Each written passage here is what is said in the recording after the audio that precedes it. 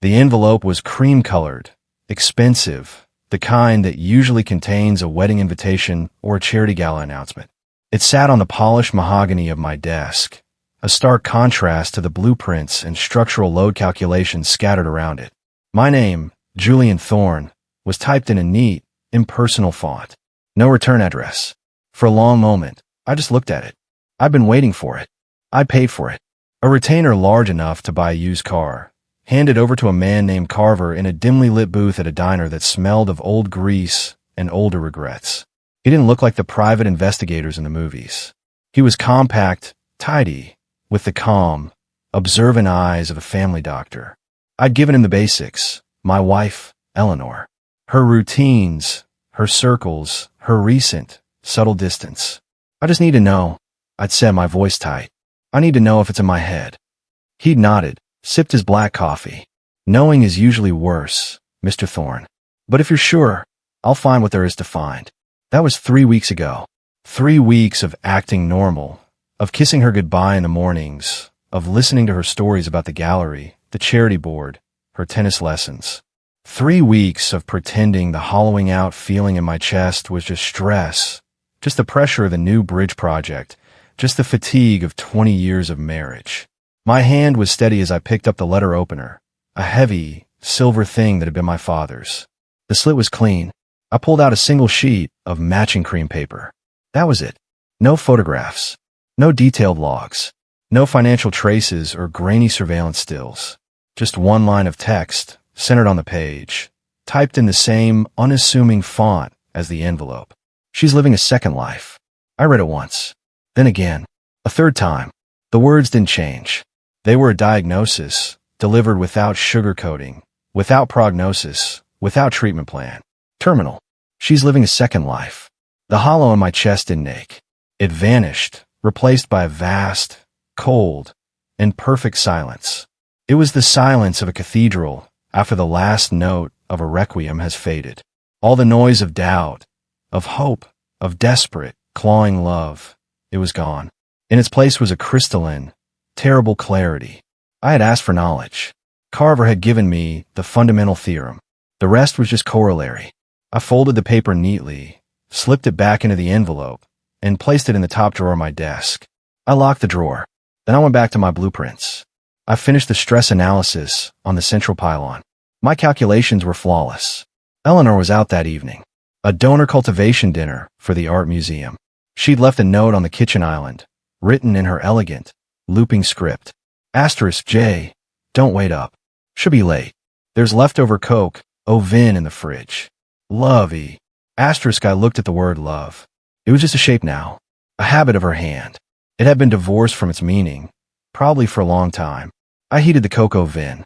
I ate it at the island alone. It was delicious. She was a spectacular cook.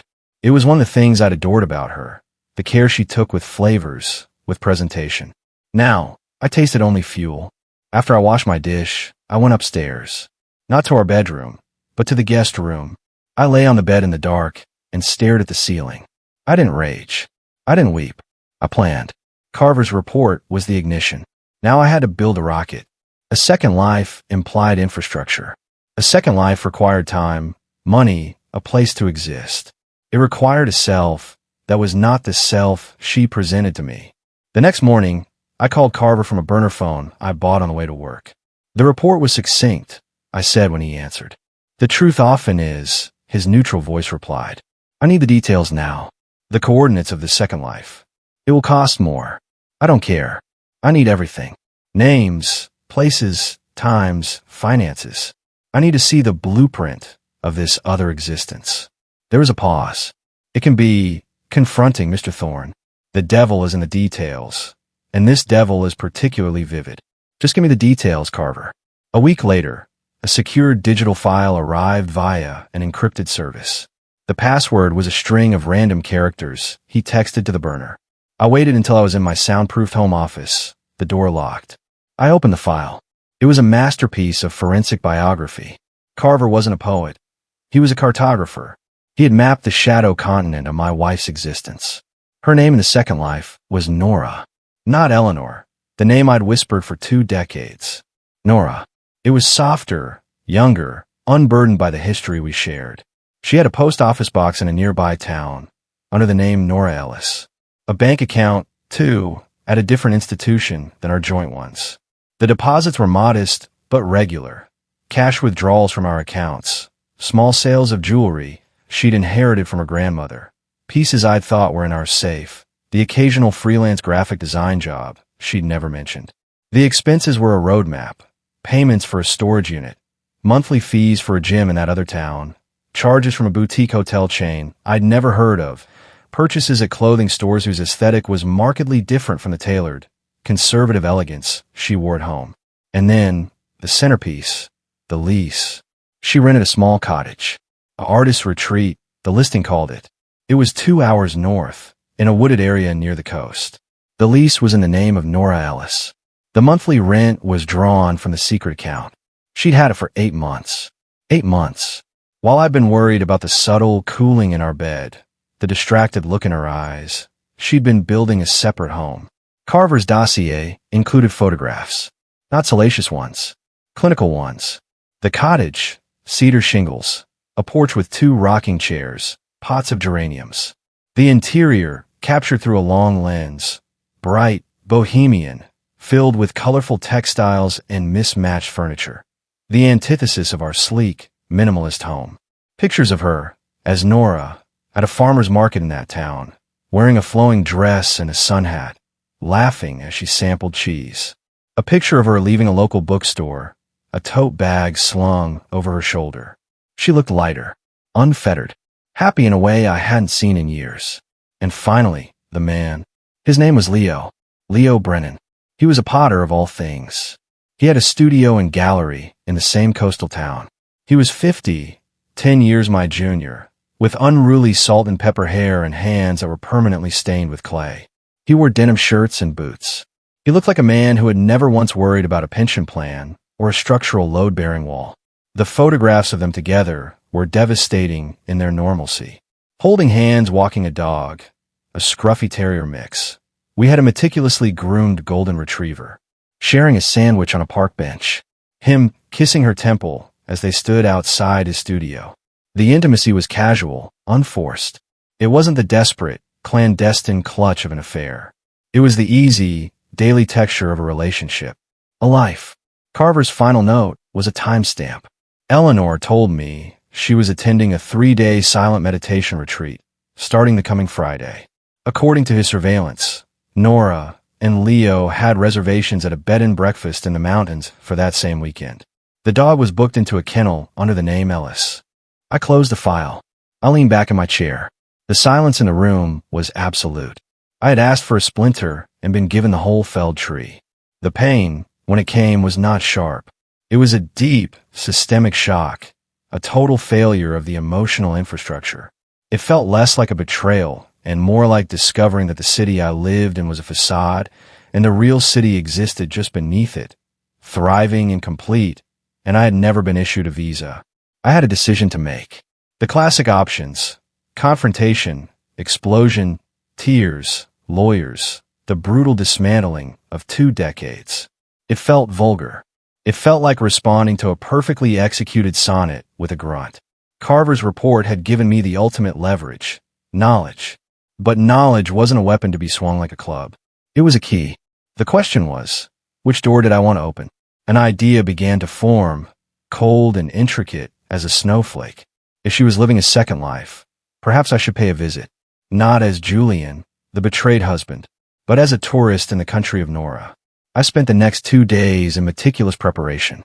I withdrew a significant amount of cash for various accounts. Not enough to trigger alerts, but enough. I packed a bag with clothes I never wore, soft flannel shirts, worn-in jeans, hiking boots. I told my assistant I had a family emergency and would be unreachable for 3 days. I left a note for Eleanor on the same kitchen island, in my own deliberate script. Asterisk. E. Unexpected site inspection up north. Back Monday. Leftover lasagna in the fridge. J. Asterisk. 2 can play at the silent retreat. Friday morning. I waited until her car disappeared down the driveway. An hour later, I was in my own car, heading north, following the digital breadcrumbs Carver had provided. The city fell away, replaced by rolling hills, then dense forest, then the sharp, salt-tinged air of the coast. The town of Seabrook was postcard perfect. Clapboard houses, art galleries, coffee shops advertising fair trade beans. I found a nondescript motel on the outskirts and checked in under a false name, paying cash. I felt like an actor arriving on location, studying the set before his scene. That afternoon, I found the cottage.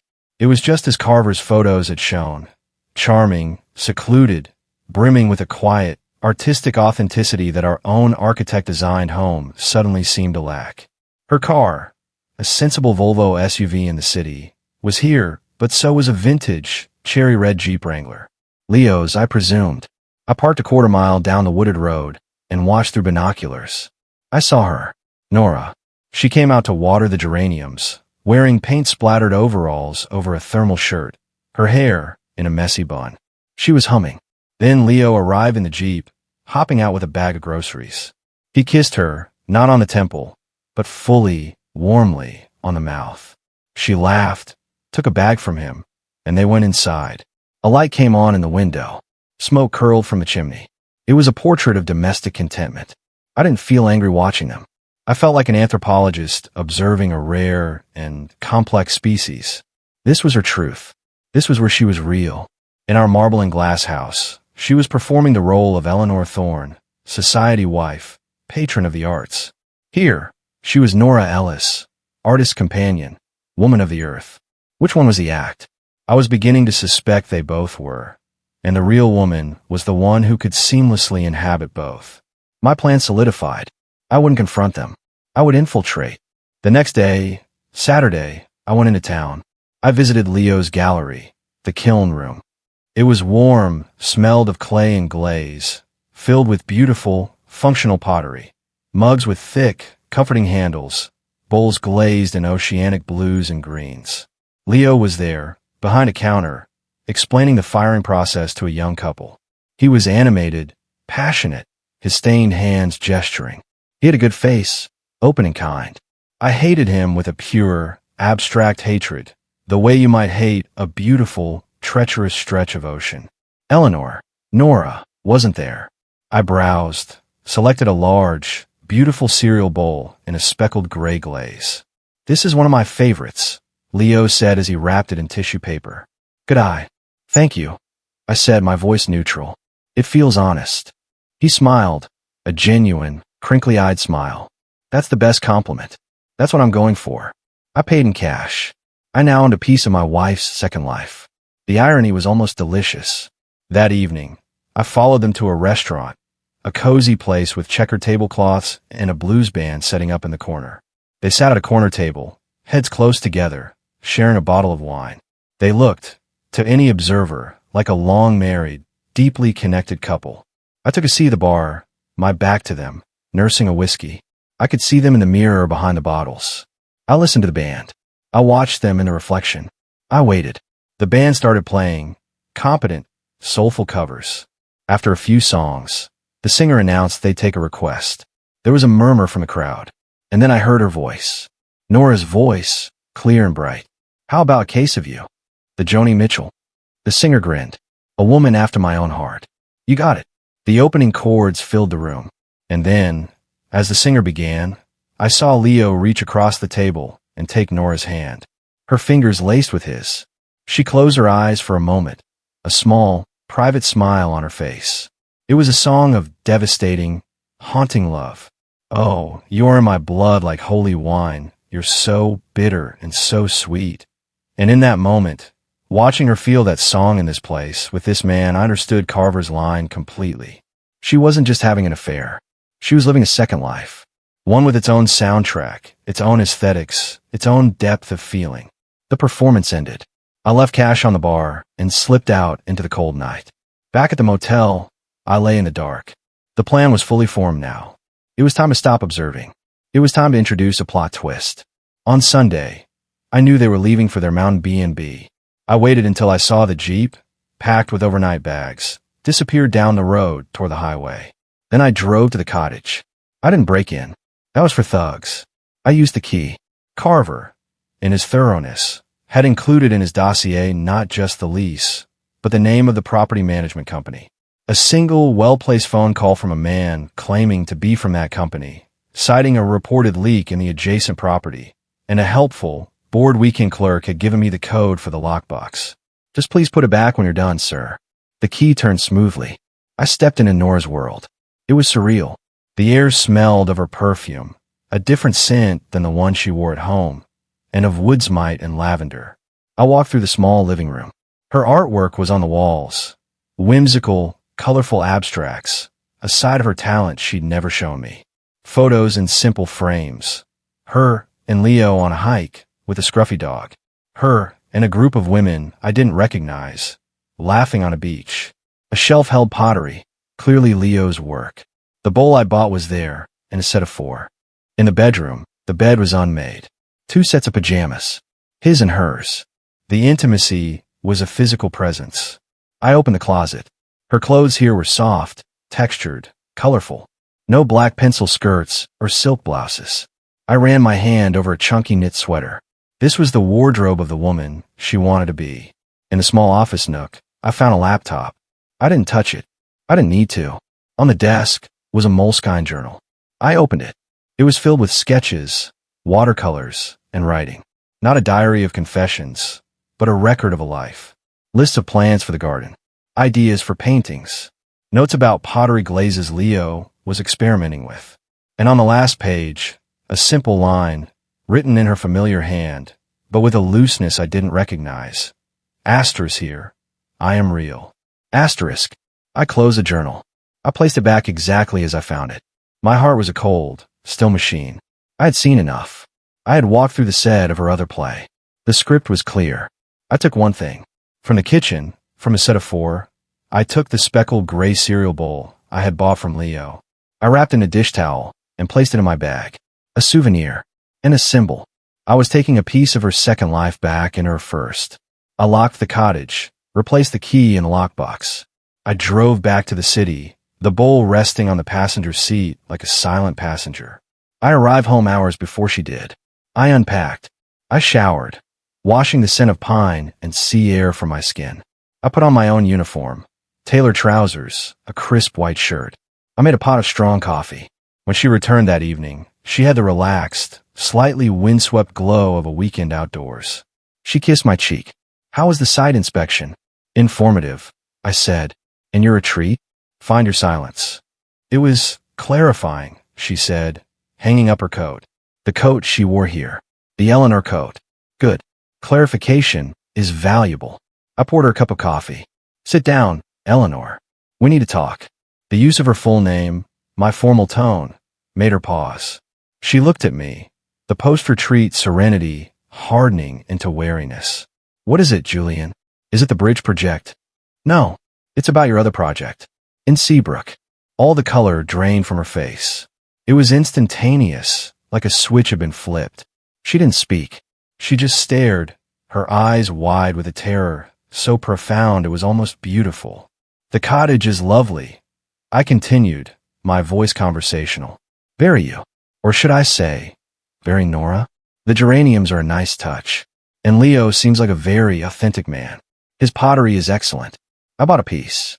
I gestured to the kitchen counter, where the single speckled gray bowl sat, stark and alien against our quartz and stainless steel.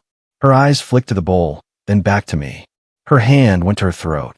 "Julian, I know about the post office box, the bank account, the lease, the dog kennel reservation for Buddy, the bed and breakfast in the mountains for this past weekend, which coincidentally overlapped with your silent meditation." I took a sip of coffee.